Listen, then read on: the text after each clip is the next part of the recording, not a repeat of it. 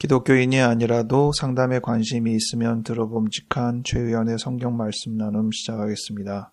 오늘 12월 28일 성탄후 제1주 주간을 위한 말씀으로 시편 148편 14절 말씀을 가지고 뿔이라는 제목으로 말씀을 나누겠습니다.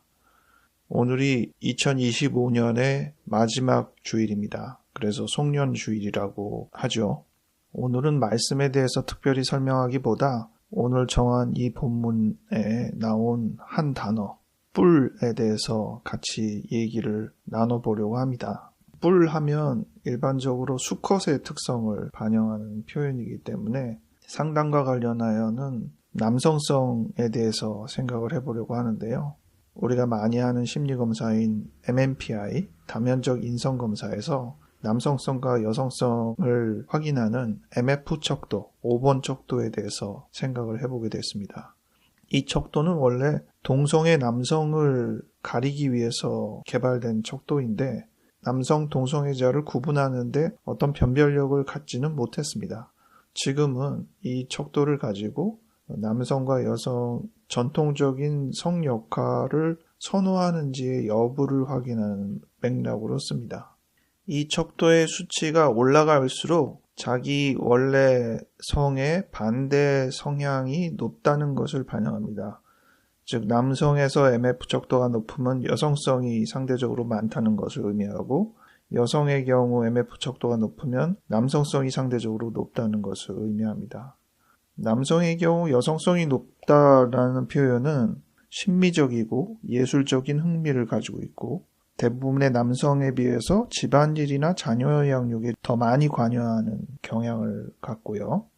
여성의 경우에 남성성이 높다라고 하는 것은 전통적인 여성의 역할들을 거부하고 남성적인 스포츠나 취미를 즐기고 자기주장적이고 경쟁적인 모습을 보인다고 합니다.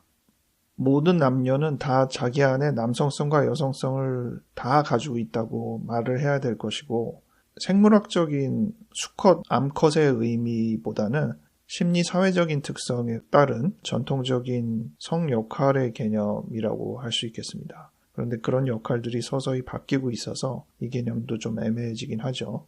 융의 경우 아니마 아니무스라는 표현을 통해서 남성성, 여성성을 이야기하고 있는데 모든 남녀가 그 안에 가진 두 성향을 조화롭게 갖고 있을 때 이상적인 부분으로 생각하지 전통적인 성 역할만 충실히 하는 것이 바람직하게 보지는 않습니다. 뿔의 경우도 수컷에만 있는 건 아니잖아요. 암컷에서도 뿔이 있는데 수컷의 뿔이 더 화려하고 크죠. 일반적으로 뿔은 자기 방어, 공격의 의미로도 사용하고 자기 무리 안에서의 계급을 상징하기도 합니다. 동물의 경우에는 수컷이 외형적인 화려함을 많이 갖죠. 뿔도 그렇고 갈기도 그렇고 상대적으로 암컷은 그렇지 않습니다. 생물학적으로야 암컷의 가장 큰 특징은 새끼를 낳아서 기른다는 특징이겠죠. 닭 같은 경우에는 부화를 시켜야 되고 결국 이 역할을 하기 위해서 활동이 제한되다 보니 결과적으로 먹이를 구하고 주변을 보호하는 역할은 수컷이 맡게 되는 그래서 암컷과 수컷의 특성이 내면적인 특성이냐 외향적인 특성이냐로 나뉘어지는 것으로 보입니다. 예전에는 농담으로 그런 얘기 했어요. 인간이 모계 사회였을 때는 여성의 지위가 높다가 결과적으로 지금은 부계 사회가 돼서 남성의 지위가 높아졌는데 밖으로 돌아다니면서 활동을 하다 보니까 그렇게 된 것이다. 이 이야기를 합니다. 얼추 공감되는 면들이 좀 있긴 하죠. 근데 물론 그게 다는 아니죠. 개미 같은 경우에 죽어라고 일하는 일개미가 결과적으로 득세하는 기회는 한 번도 오지를 않잖아요. 뿔과 비슷하게 생각할 수 있는 단어는 공직을 의미하는 용어로 벼슬이라는 용어를 쓰게 되는 닭볕, 또 두각을 나타내다는 두각입니다. 뿔을 나타낸다는 뜻입니다. 인간의 능력, 승리, 권위를 상징할 때 많이 사용이 되었던 것으로 보입니다. 이 뿔이라는 표현이 시편에 여러 군데에 나오는데 한번 정리해봤습니다. 시편 148편에는 그의 백성의 뿔을 높이셨다고 나옵니다. 그러니까 이 뿔은 백성의 뿔인 거죠. 또 시편 75편 4절에 보면 악인들에게 뿔을 들지 말라, 부정적으로 사용되는 거잖아요. 그러니까 옳지 않은 권위, 힘 이런 부분들을 상징하기 때문에 꼭 좋은 의미로만 사용되는 건 아니다. 또 시편 18편 2절에는 여호와는 누구시다 여러 가지 표현이 나오는데 그 중에 한 표현이 나의 구원의 뿔이다. 또 시편 132편 17절에는 내가 거기서 다윗에게 뿔이 나게 할 것이다 는 표현이 나와요. 지도자를 상징하는 의미로 뿔을 부여했습니다. 이 표현을 이어서 신약성경 누가복음 1장 69절에도 보면은 구원의 뿔을 다윗의 집에 일으키셨다는 표현이 나오는데 결국 이 뿔은 예수 그리스도를 상징하는 의미가 되겠죠. 성화에도 보면 모세와 같은 위대한 지도자에게 뿔을 그린 그림들이 있어요. 오늘 대표적인 시편 148편에 뿔을 높였다라는 표현이 나와서 구약이나 유대인이 뿔을 높이는 어떤 예식이나 이런 게 있나라고 찾아봤더니 그렇지는 않고 그냥 상징적인 표현이라고 하더라고요. 구약 성경에서 볼 때 순양의 뿔로 나팔을 만드는데 쇼파르라고 부릅니다. 이제 희년등을 알리는 의미로 불게 되는데 나팔은 아무래도 이제 높이 올려 부니까 그런 의미로도 볼 수 있고 실제 뿔은 아니지만 번제물을 올리는 제단의 사귀퉁이에 빼쭉 튀어나오게 만드는 이것을 뿔이라고 불렀는데 속죄제를 드릴 때 이 피를 이 제단 뿔에 바른다고 하기도 하고 용서를 받기 위해서 어느 누가 이 뿔을 붙잡는 그런 일화도 나오고 그럽니다. 올 한 해를 정리하면서 얼마나 뿔이 자랐나 이런 생각을 잠깐 해봤습니다. 얼마나 두각을 나타냈나. 우리가 남성이든 여성이든 상관없이 우리 안에 있는 남성성이라는 특성을 얼마나 발휘했나. 그것이 얼마나 우리의 생활을 윤택하게 했나. 또 내년에는 우리가 어떻게 지내면 좋을까. 이어서 생각하면 좋겠습니다.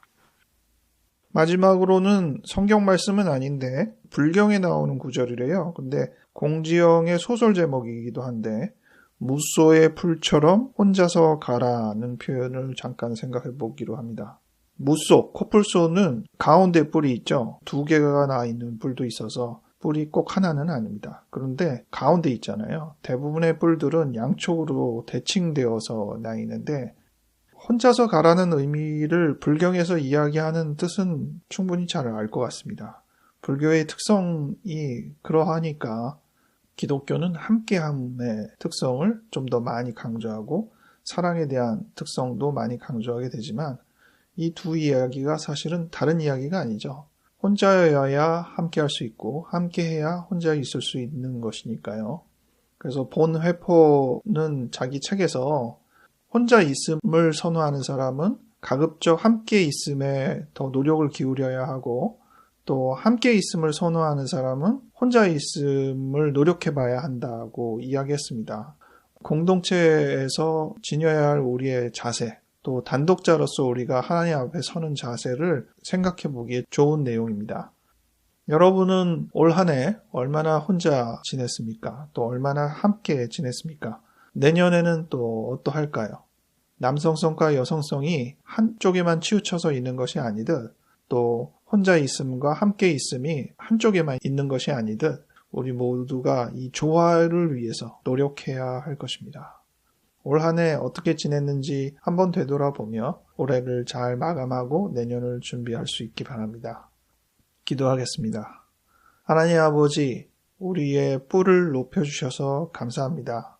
우리들의 뿔을 높여주신 그 은혜를 인하여 주님을 찬양합니다. 올 한 해 지켜주셔서 진실로 감사드립니다. 우리의 삶이 더욱더 두각을 나타낼 수 있도록 함께하여 주시옵소서. 감사드렸고 예수님 이름으로 기도하였습니다. 아멘.